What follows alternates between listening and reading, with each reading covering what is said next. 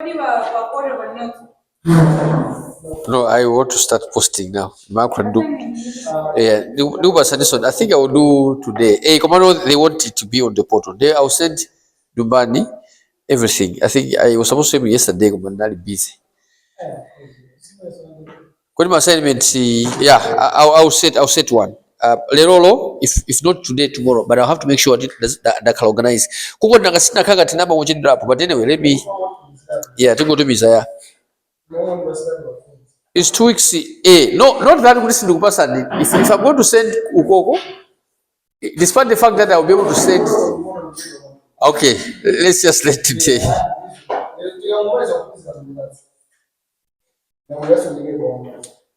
Right, welcome.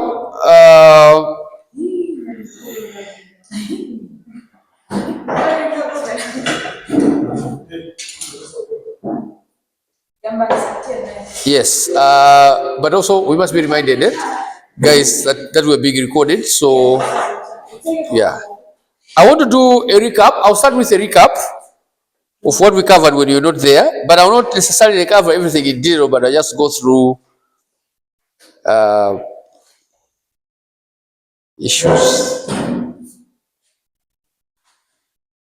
When you guys were away, one of the important things that we covered was when you were here, did we cover personnel management versus HRM? We covered that one? Yes. We did. Okay. Differences between personnel management and human resource management? Yeah, we did. Okay.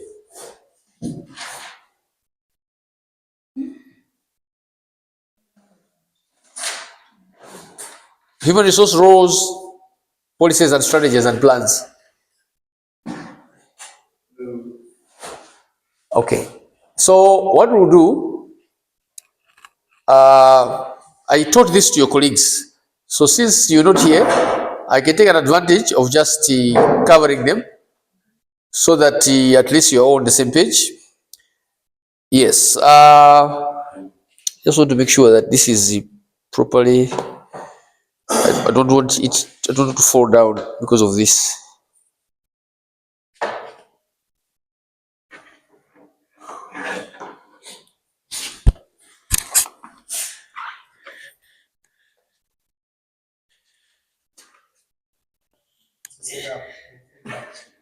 Huh?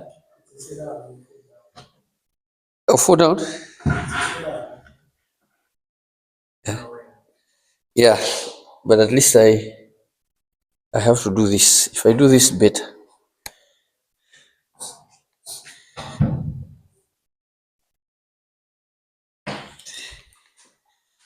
Yeah. Okay, once in a while I'll go that side. My assumption is that we all understand now in detail what human resource management is all about, what it's supposed to do in an organization, in simple terms, why we have it, and possibly why we had to abandon personnel management for human resource management. We covered those before we went for South Africa trip. But while we were in South Africa, when I was teaching those that were here, I taught them human resource roles, policies, and strategies. The idea is that once we have the human resource in the organization, what role is it supposed to play? What policies and what strategies and plans must it have? I think that's the issue. So what we are saying in this case is that roles are foundation to the effective management of human resource within an organization. In other words, all these roles, policies, strategies, and plans, they are the basis. In the absence of them, it becomes very, very difficult for you as HR in the organization to function.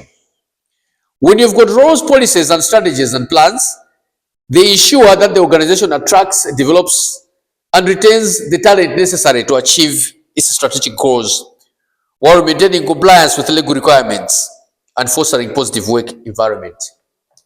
In simple terms, what we are saying is that, as we had earlier on said, that every organization has a goal. There is a reason. Maybe I'm starting from afar. Let me start with every organization has got vision and mission, which is achieved through strategy, but there is a goal, maybe just to avoid complication, I would say goal and objectives and strategy. From the business perspective, so from the business perspective, this comes out. But operationalization of this is through people. Now, that's where HR comes in. That now it must envision a situation of the type of people that you must have, the type of skills and talent that they must possess, the knowledge that they must possess, the skills that they must possess, in order for the objectives, mission, and vision to be fulfilled. Now, for the HR now to be able to create such people in the organization who are consummate with the desires of the organization, then the HR must have policies, strategies, must have plans, and must have roles. So, in that, as HR is playing its roles and then operationalizing its policies and strategies and plans, then ultimately what happens is that there's going to be transformation. So through structured and well-implemented HR practices, in simple terms, what are we saying? When HR is executing itself in accordance to the roles, policies, strategies, and plans, then what that translates is that HR at that point, then HR is engaged in practice. So HR best practices will translate into the organization being able to be a high performance one. So organizations can enhance their operational efficiency, adaptability, and overall performance, contributing to sustainable success. You read other books, they'll tell you that through HRM,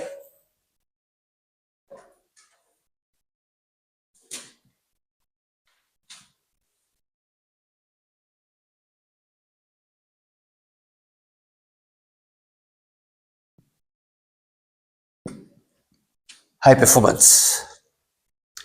Performance can be defined using various variables. You can say performance based on the revenue increase, performance based on productivity, efficiency, etc. So let's first of all look at the roles that HR plays. HR plays various roles. Among them include the most traditional ones: recruitment and selection. It's HR's role. It's HR's role to ensure that the organizations attracts and hires the right talent to meet its needs.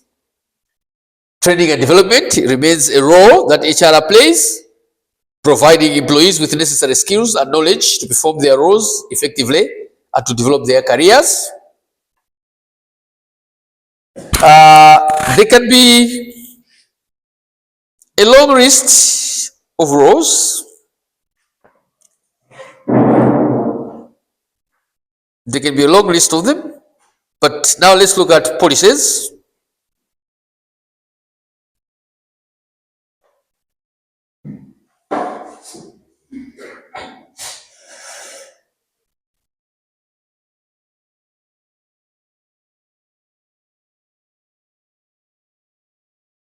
Policies. What do you understand by the term policy?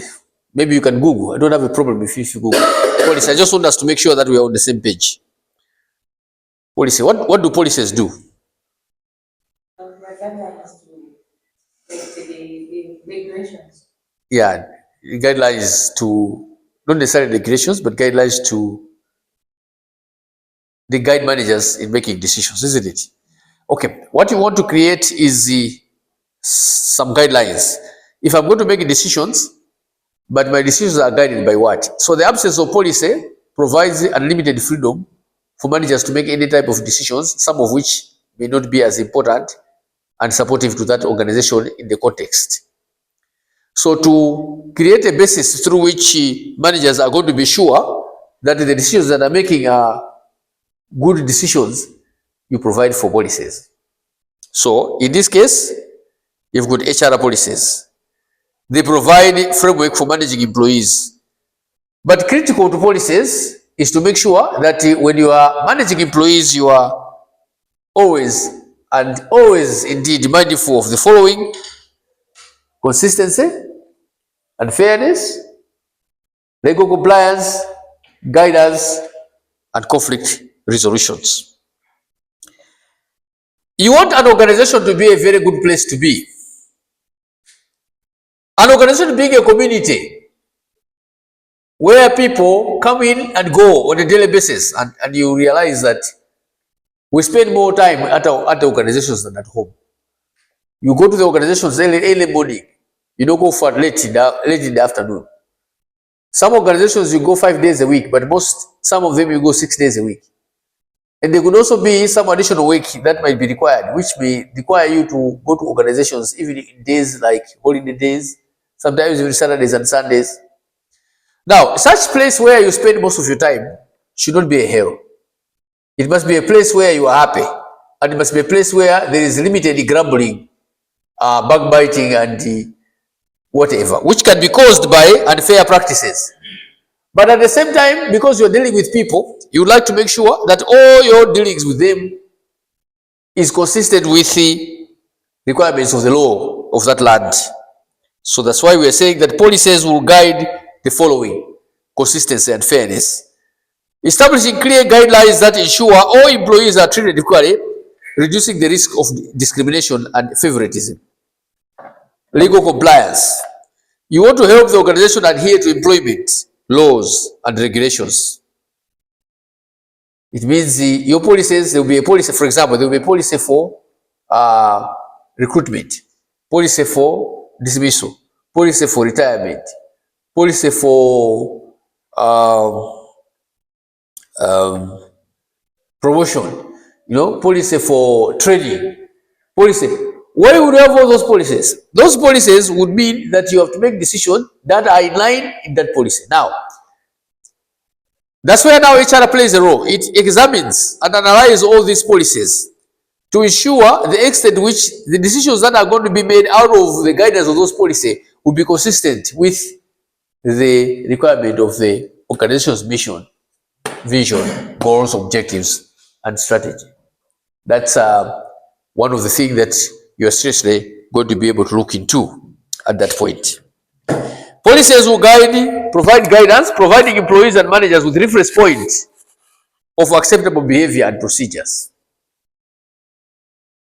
Time in, time out, dress code, language, all those things. Policies play an important role to guide. Legal compliance, conflict resolutions. You can agree with me that there will never be an organization without conflict. And a certain level of conflict is even good for any organization. But you just have to be very careful on the extent to which you can be able to allow conflict in the organization. However, you must realize that how to manage those conflicts has also to be guided by policy. That's why we are saying that the conflict resolution policies will offer mechanism for addressing and resolving workplace issues and grievances. So, apart from policies, there are also strategies. If you remember, we talked about HR strategies. At some point, I defined them. I can actually take you back to define what HR strategies are. Yeah, here's a definition of HR strategy. Yeah, you're correct. Long-term plans. Okay, long-term plans that aligns human resource policies and practices with overall business strategy to achieve goal. So, business strategy comes out. After business strategy comes HR strategy. HR strategy complements business strategy. Yeah, HR strategy ensures that it shapes people. That's what HR strategy is all about.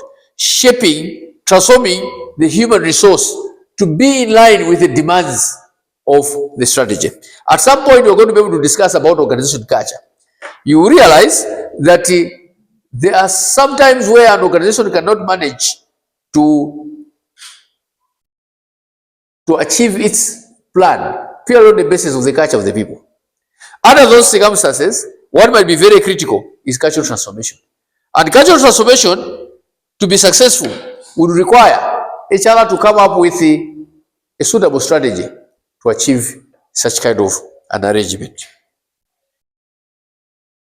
So, if I have to take you back,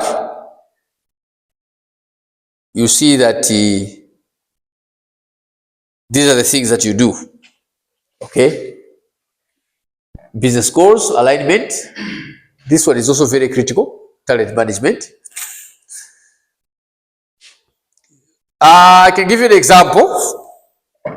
You can have a team. Maybe I'll give you an example about Emmanuel Mulele. I don't know whether you know him. Emmanuel Mulele is a consultant and trainer. Yeah.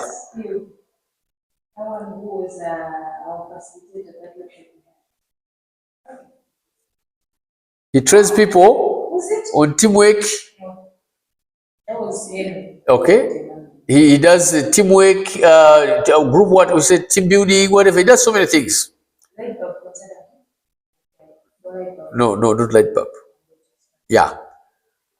But now, what you see, I want to bring in this Emmanuel Mulele because I want you to understand the element of talent that I'm talking about. He is talented, particularly in his ability to sell. He had to forgo a very senior post because he wanted to take up a sales career in the bank when he was working for Standard Bank. He started working for Commercial Bank and then he transferred to Standard Bank. So that position for sales was a junior position, where he was already at a senior managerial position. But he said, I want to do selling. So he accepted to be, in a way, demoted to that position. But he had talent. He had been able to sell accounts like anything. Within his tenure, the bank registered a huge growth of new accounts, to the fact that the bank appreciated by elevating him to a more senior position than the one he was before he had left his department to go to sales. So, when somebody like that in your organization who is performing extraordinarily, when somebody like that would like to resign to join another organization, what would you do?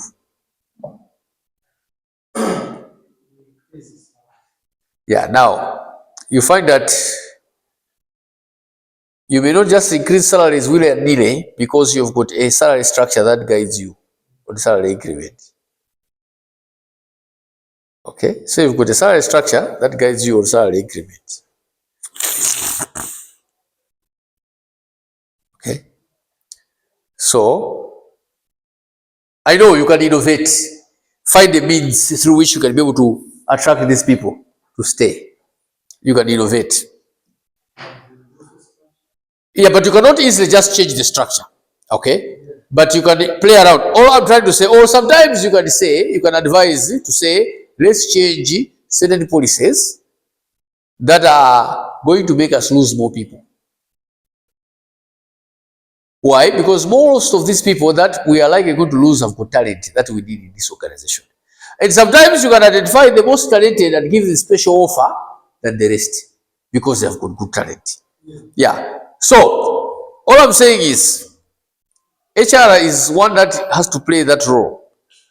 A line manager can identify talent by guidance of HR, but a line manager might have some limitations. But the HR is the one that is going to have the database of specific and special talent that the organization possesses. HR plays that important role of having such kind of an information.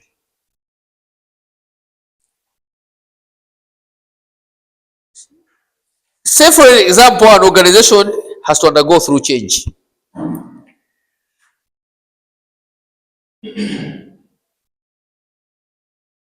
Now we are in the digital world.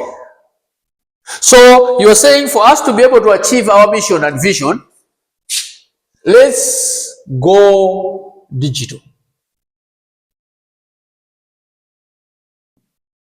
So it means abandonment of all the systems that you are using and adoption of a digital system. What will HR do? This implies total change in the organization. The organization structure and various areas might need to be changed. So you'll see that with such kind of an arrangement, you realize that and under those circumstances, HR has to be able to play a very critical role of transforming people, and the transformation must be transformation of behavior, of employee attitude, of employee perception.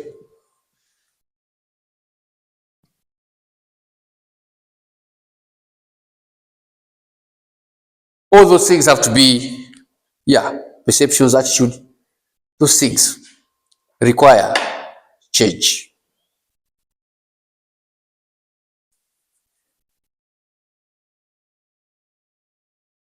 HR plays that role. The entire change management process lies in the hands of HR.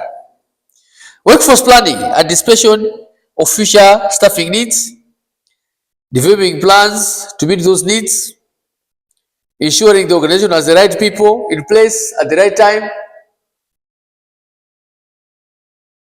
Those are HR develops strategies in those areas. Maybe not necessarily develop, but formulate. Is there any question or comment at this point? I want you to have that holistic picture about human resource. I don't want you to think that human resource is there just to do clerical work. In some places, people think HR are just the clerics who are sent to be able to deliver a speech of a CEO when one staff member dies. HR role is beyond that. They're not just there to keep track of who has how many days on leave, who does what. HR, last time I said, HR has been able to rise up to a level where it is now fully represented in the boardroom. HR plans. HR plans are detailed action steps designed to implement HR strategies. Critically, if an organization is performing poorly in one way or another, HR must be asked, what do we need to do to make these people produce the best? HR strategies, HR plans are detailed action steps designed to implement HR strategies. And this includes operation efficiency, where the HR has to provide a clear roadmap for executing human resource strategies, which enhances efficiency. If we are to achieve efficiency, what do we need to do? What kind of transformation do we need to bring into these people if we are to do what we have to do? Resource allocation. Ensuring that resources are allocated effectively to HR activities, maximizing the returns on investment. Performance metrics. Establishing benchmarks and performance indicators to measure the success of HR initiatives. Employee development. Creating specific plans for employees' development and succession planning, which are essential for long-term organizational growth.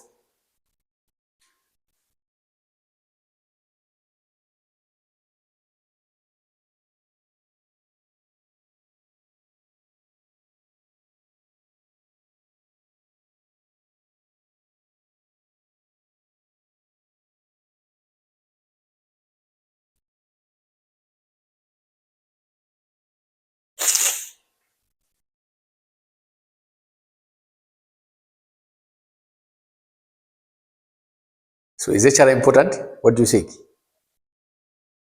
I think it is. Unfortunately, when you go on the ground, you don't see that attention being given to HR. Why? You ask a lot of HR people, they will tell you they're frustrated fellows. whose voices did not heard anywhere in the corridors of the organization. Unfortunately, that's the reality on the ground. I was at one point a member of Institute of People Management, Malawi, and we used to meet every year for an annual conference for HR people. And every time we meet for a conference, it was the same old story about HR not being properly recognized as a player of important role in an organization.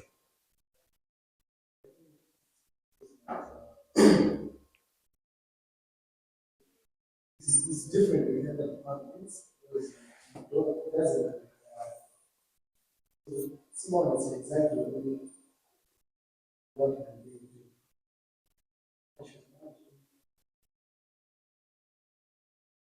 Okay, yeah, I get your point. Yeah, it's like everybody feels we can do without them, but they don't understand that if there is a must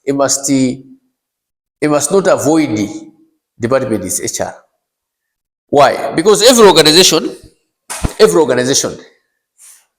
can only be able to deliver because of people.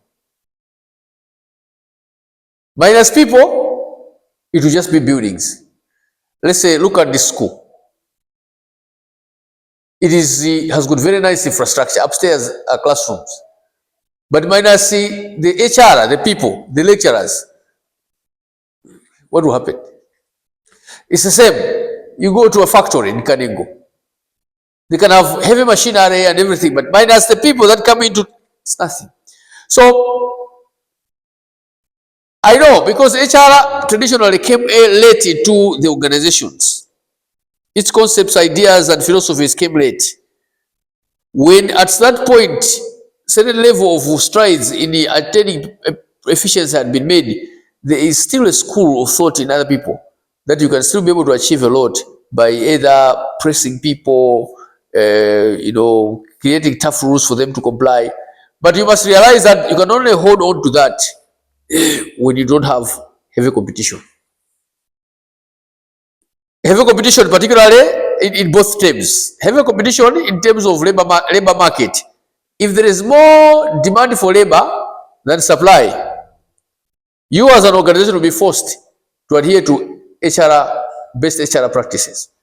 Because you can only be able to allow your staff you can only be able to achieve your ability, make it possible for your staff to stay in the organization with best HR practices. Now, the other situation is when there is heavy competition in terms of other organizations wanting to achieve more and motivating their staff well enough and growing. When they grow big, they will need more HR, more people. They will snatch people away from you. So, HR personnel, HR people, HR practitioners, I like to use that word, must do the needful to claim their rightful place in the organization.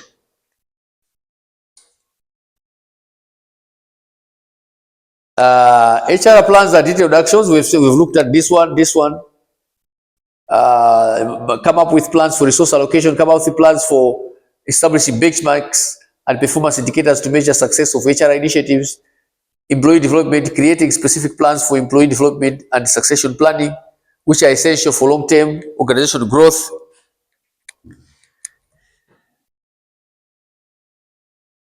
Performance management, monitoring and evaluating employee performance to ensure alignment with goals, very important.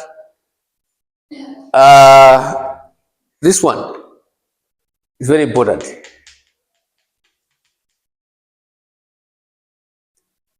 I'll go back to your observation. Yes, it's true. People may not see the relevance of HR, but one reason being that probably there's nothing that they are there to show. This can be a very good basis through which HR can develop evidence that they are very important in an organization. This one.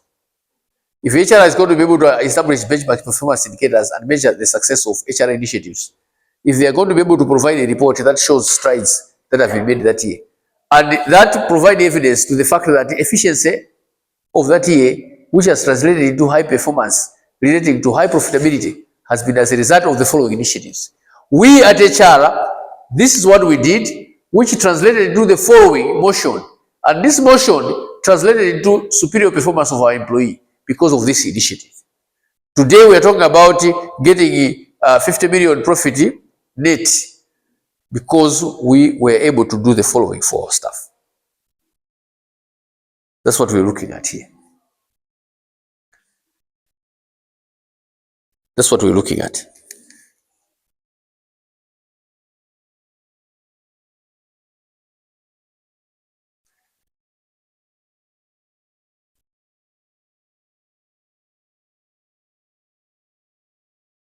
Yeah, and then the rest. Come up with plans. What we are saying is, when these things happen, fostering positive work environment, conflict resolution, communication and engagement initiatives, designing and managing fair and competitive compensation structures, ensuring adherence to labor laws. When these things are happening smoothly, it must be because someone else had made a plan that the things must be that way. It must just not happen. Why? HR must come up with plans that ensures that these things that are very critical for the success of the organization are not just happening.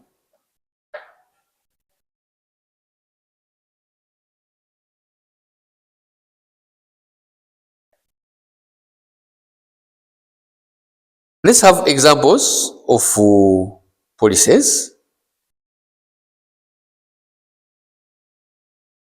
These are examples of policies. Maybe this one should have been, yeah. These are examples of policies by HR. Okay. Employment, equal employment opportunity, workplace compensation. Okay. So, for example, leave and attendance policy is a policy with specific rules regarding vacation, sick leave, and attendance. So that any decisions that are made about vacation, sick leave, and attendance are guided by this. The same with this one, employee conduct, policy that outlines expected behavior and standards for professionalism. Let's look at equal opportunity. It's a policy that ensures fairness in hiring, promotion, and compensation without discrimination. So if all these policies are in place, then decisions about what to do in what situations are properly guided and likely going to be fair and likely going to be consistent.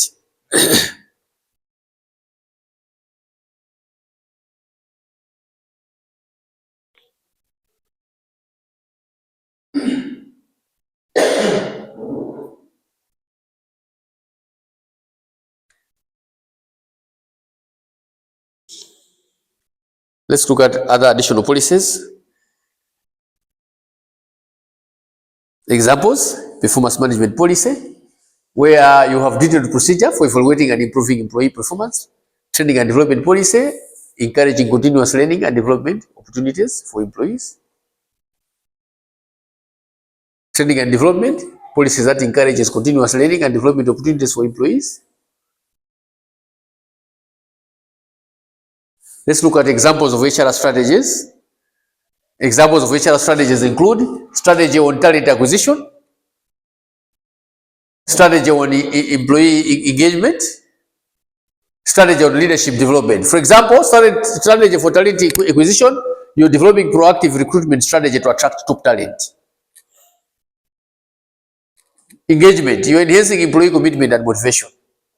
Leadership, you're preparing future leaders within the organization. And you can create indicators. For example, one indicator of employee engagement strategy would be where you've got low staff turnover.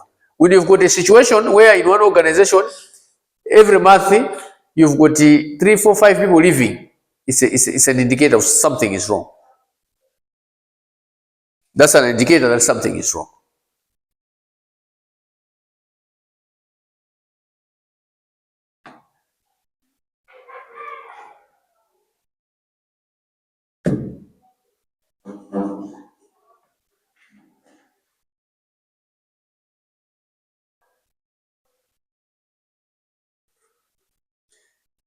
Yeah, let's look at the examples, further examples.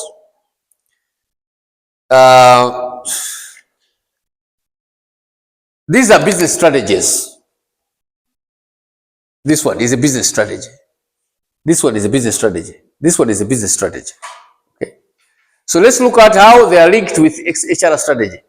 So if a company aims to expand, that's a business strategy, global growth strategy. The HR strategy might focus on recruiting talent with experience in scaling operations and entering new markets.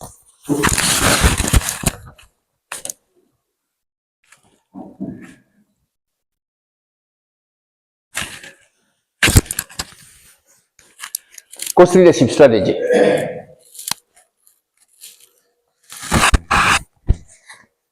For a business focused on cost efficiency, the HR strategy might prioritize lean staff model, performance-based pay, training programs aimed at improving productivity. If you focus on differentiation, in companies pursuing differentiation through high-quality products, the HR strategy might emphasize recruiting skilled specialists, fostering culture of quality and excellence.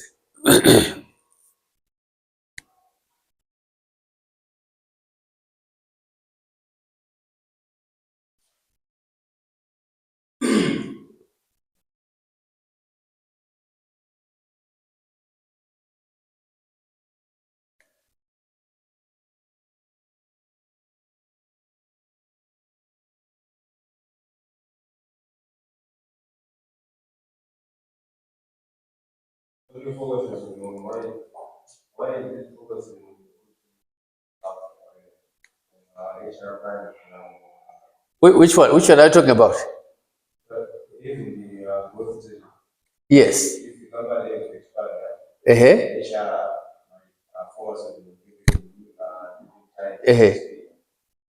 But in HR plans, we are saying which why not just improving your own stuff? Oh, okay. I get your point. When you want to grow quickly, you might need, it's like a team. A team has two options. A football team. A football team that wants to be a global team has got an option to recruit players and train them and allow them to learn skills to become number one team. It will take 10 years. That can take 10 years. That same team can have a choice of recruiting players who are already talented elsewhere, so that when they assemble them as 11 players, automatically the first game they win.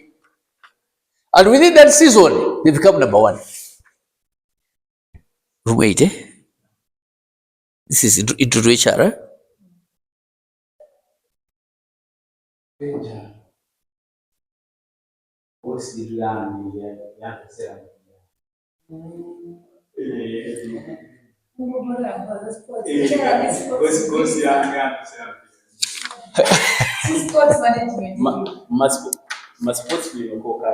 That's what I hate. I hate that this class is a class of war athletes.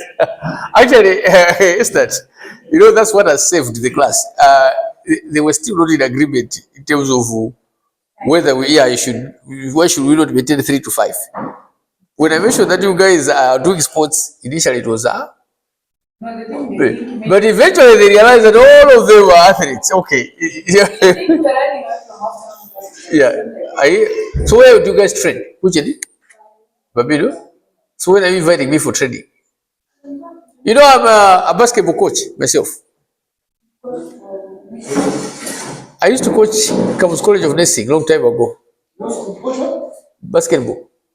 Hey. Who are basketball players here? All of you play basketball. And then one time I'll come. Not this week, but next week. Yeah. Today I'll not. I already have something to do at 3. Next week I can spare time. Because at 3, because I'm teaching you at 10, at 3, so I can just come. Next week I'll just come to watch. And yeah, but I'm a good coach. Currently, I am not coaching any school. but I used to coach. I was at one point a chairman of Central Zone Basketball League. You know Sezobo? That's the league we play. Yeah, I was a chairman. Yeah. Okay. So you are members of that league, eh? You play. Ah, So they are. but you have a coach also who coaches you. Yeah. You know, Riso, no. it's only fun. Yeah, I've heard about her, yeah. She comes to train you? She comes every Thursday for training? Not every day. It depends. Yeah. Because we also have another coach. Who is that one? I really don't know that one. Moses. So why you have so many coaches? No, they have two. Two. So one should be a coach, one should be assistant. That's how it is. Oh, okay. Main coach is coach. Okay. Now, yeah, so yeah.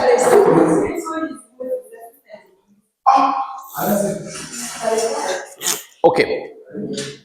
Just to give you the example, these people want to grow. So it all depends on how quickly you want to grow. If you want to grow quickly, you can acquire talent. So it means, if I give the example of the team, you can get players who are already experts, who are already stars. You buy them elsewhere, you assemble them, you make a team. The first game it wins. The first season it becomes number one. Immediately it grows. Okay. Or you can decide, we have time. Let's recruit under 15. Train them over time until, yeah. Or you could do both.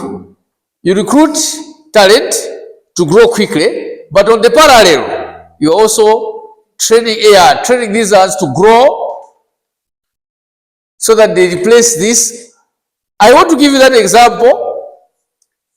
That's what you also do in organizations.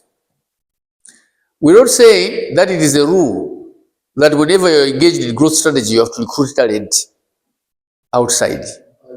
These are like most of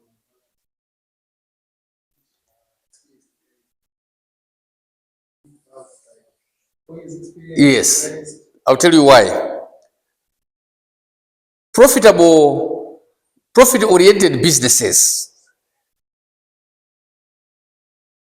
do not want to take chances by employing people, allow them to learn for the future. They're not ready for that. Companies are looking at quick gains. Yeah, they want this year to make a profit. Because if they employ a bunch of people who are not well experienced, they are worried that they will be able to make loss or make minimal profit. So, who's going to subsidize that amount? It's difficult. That's why, in most cases, the best path you can go to learn how to work would be to go through the internship process. And if there is an opening, you get employed and become an employee, especially in organizations that are not profit-making. So that, in the medium to long term, you become a star. Now, then you have gained the experience to now compete for those jobs.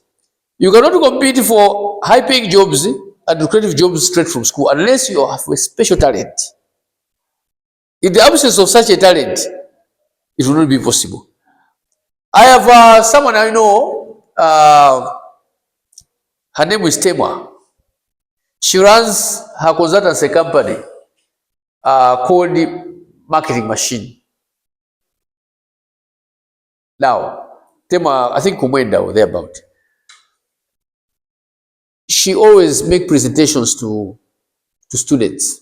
She tells them that when she had launched her business, it was very difficult for her to be trusted with any job, to win a job to do. Because everywhere she goes, people were saying, we don't have any reference of any job that you have done before. So when she noticed that she wouldn't be given any opportunity, what she did, she started approaching businesses that were struggling, but had no money to pay a consultant. So she would offer herself on pro bono basis to say, you know what, I want to help to market your business, but we don't have money. It's okay. It's okay. Whatever small you have, just give me for transport and whatever, but I would like. So then she would work with these guys and this company would turn around. Then she would say, you know what, you should be my reference. I was lacking this. You should be my reference. Okay. Then she goes to another company, she does the same. Then she had about 3 or 4 or 5 companies. She had helped over a period of 3 years thereabout. So she had an evidence. Then she started competing for those jobs that were looking for experience. Then she started getting one by one. You're getting the point. It was the first initial process. The first initial process was painful because she was doing a lot of work almost for free, but she was only just looking for the experience. So that's why even you guys, mostly I know the problem with new graduates, especially your generation, you're not willing to pay the price. You always want just to jump into the best thing. Others have allowed themselves to volunteer for a period in an organization just to get the needed experience. That's what we're looking forward. So, but anyway, HR must play an important role. So, just to answer your question, we are saying it's not that it's a rule to say every time you must always train. You can do both. You can do one of them. It depends on what the business wants to achieve at that time. So, there's nothing wrong with this one.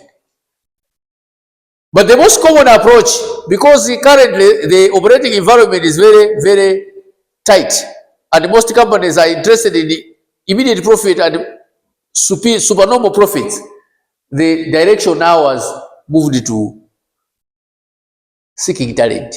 That's yes, Debbie. That's why I always advise people to say it's not enough just to study to get a qualification. It's also good enough for you to have certain talents, develop certain talent. Amongst within the period of study you are here, develop some talent. These days, you guys, you are born in a good generation where there's knowledge available anywhere else. There are free courses online, whatever. You can teach yourself something, so that is what should separate you from everybody else. You must be separated and differentiated from everybody else, purely on the basis of the talent. Right. I hope this is clear. We can move on.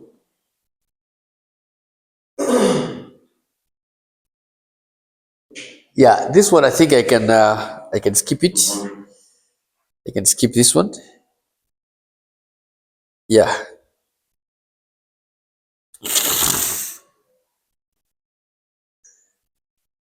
We've looked at these ones, activities, isn't it? Yeah, we've looked at them. Yeah, but when I was looking at activities in the first slide, my slide only had recruitment and staffing, but there are more activities. Maybe what I can do here is to give you more activities. Yeah, all these are activities. Recruitment, staffing, Those are actually the rules. activities. Okay, these things they're almost the same things. Yeah, yeah. The activities, you recruit, you train, you performance management, a compliance. Okay.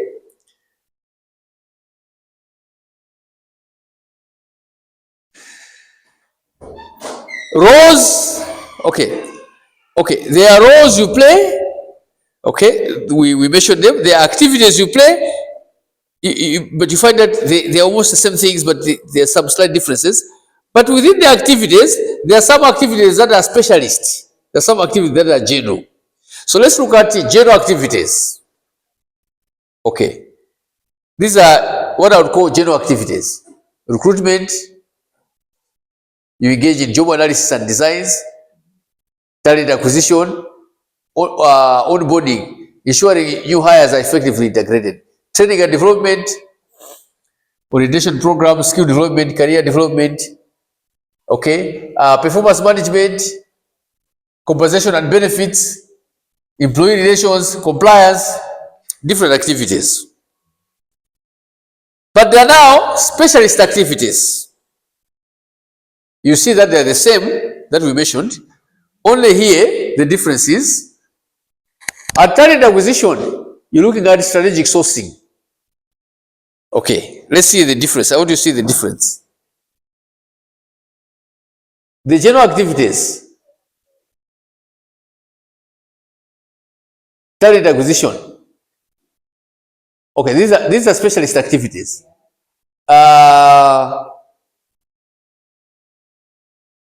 I wanted to, okay, that's fine. Maybe I can just explain it. The strategic specialist human resource activities are typically performed by HR specialists with a focus on specific areas of HR to provide expertise and in-depth support. It's like an extra mile. So for example, one of them is talent acquisition, where you want to utilize advanced techniques and tools to find top talent, including social media and job boards and recruiting agencies. It's like you're not just doing it, but you're doing it in depth with the aim of achieving top-notch results. And it's only those organizations that have got a good budget that can manage this level. I don't know whether you have seen in some situations where they're advertising a job, they're looking for an HR specialist. They're not just looking for an ordinary HR manager, but they're looking for someone who has to be a specialist. Somebody who has an in-depth understanding of HR.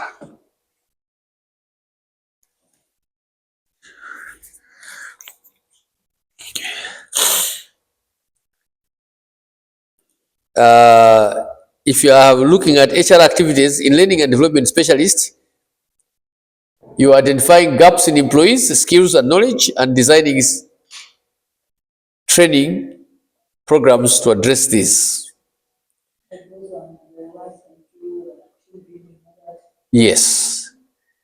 Yes, but also you want to transform your employees, they must possess unique skills that others don't have. I'll give you an example. Majority of TVET programs, you know TVET, eh? Yeah. TVET programs are aimed at just giving you a skill. You are just a carpenter. You can make a desk. When you finish those courses, you can go to certain places they can employ you, but certain places they cannot.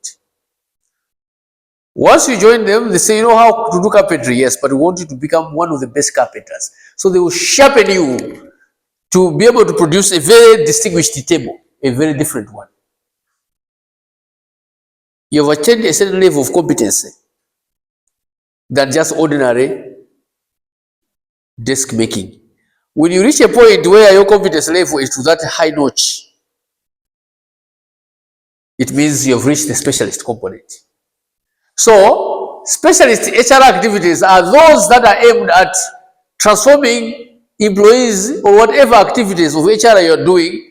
You're moving from ordinary to extraordinary.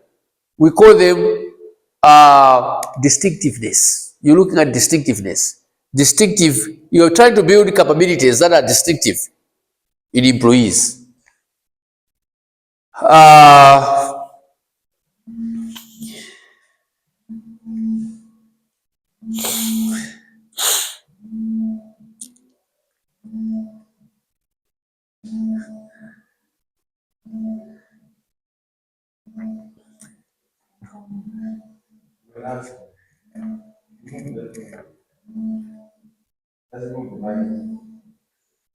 It's okay.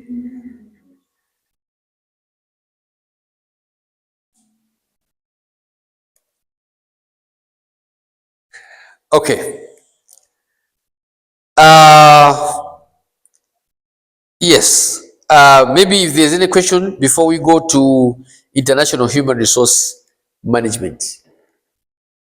So today I think we have covered strides. We have looked at human resource generally, zeroed in on what its activities are, policies are, plans are, and strategies are. So you must understand that as an HR, you must always be able to have policies, plans, strategies. The absence of those will render you useless. That's why if you don't have them in the organization, when they are doing restructuring, they'll say, let's see, restructure and take away HR because we don't see any significant contribution it is making. Why? Because you're not providing any evidence that you are relevant in that organization. Right. One notable thing that we have to all agree is that we are living in a global village. So there are certain common features associated factors that are associated with Global Village.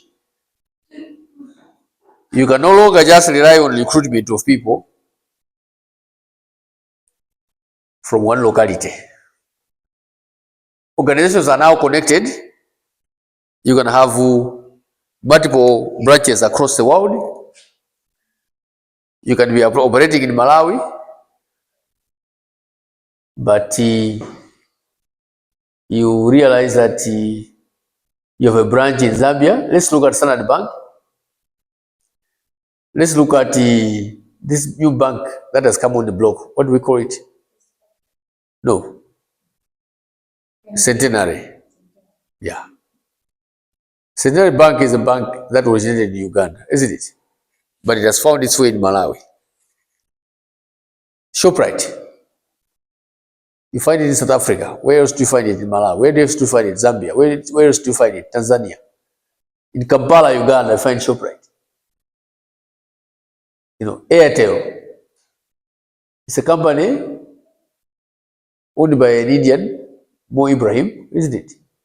But Airtel is found in so many parts of the world. Okay, and there are so many other companies that we can talk about. What are we talking about now? HR now must no longer just be confined to a local context. Because you can no longer just recruit Malawians. You'll have to recruit Malawians and non-Malawians. And some of the people that you might also recruit would be Europeans, Asians. This is what is bringing us to this context. To say that the international aspects of human resource management refers to the strategies, policies, and challenges associated with managing human resource in a global context. As an organization expands their operations across borders, HR must adapt to the complexities of international labor markets, diverse cultures, varying legal environments, and different economic conditions. I gave an example of ShopRite. Originated in South Africa within a particular legal framework and a business environment, but expanded to the Southern Africa, Sub-Saharan Africa. Kenya, there is ShopRite there, Kenya. But you find that labor laws in Kenya and labor laws in Malawi and Zambia and Tanzania might have certain similarities, but there would also be certain differences that are necessary because they suit some specific country-specific context. So when you look at this country-specific context of HRM, okay, country-specific context of labor laws, then you've got an HR manager whose head office is in South Africa. You realize that they can make a decision which can be effective in South Africa, but ineffective in Malawi because of those differences. And that's why we are saying that at this particular point, we are more and more interested in ensuring that HR people must accustom themselves to the fact that the organization they are running either is global or has the potential to go global. So even if certain things that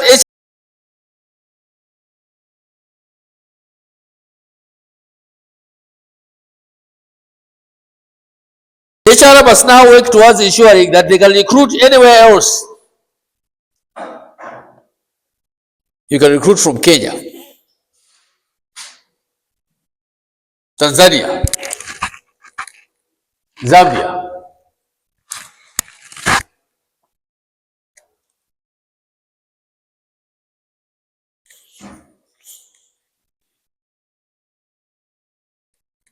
You can see here we're looking at identifying and attracting talents across different countries. Centenary Bank now has a new CEO who is from Uganda. If you go to Airtel, you realize that at certain level of management, despite that they've got a Malawian CEO, but at certain levels of Airtel, there are people from India and different parts of the world. It's also very common in international organizations like COMESA. COMESA, for example, you go there and see the center, there is a COMESA office at Kangombe House. You find Ugandans, Rwandans, Malawians, Kenyans, and yeah, that's what it is today. Yeah. So, HR management at UN is not just focusing on the things that in US. It's wide and it's netted. That's what we're actually referring to. And you must realize that sometimes you can employ recruitment, expatriate management, managing employees who are relocated to work in foreign subsidiaries, where a good example would be currently NICO. NICO has subsidiary in Zambia, Tanzania, and Mozambique, meaning that they can take people from here and post them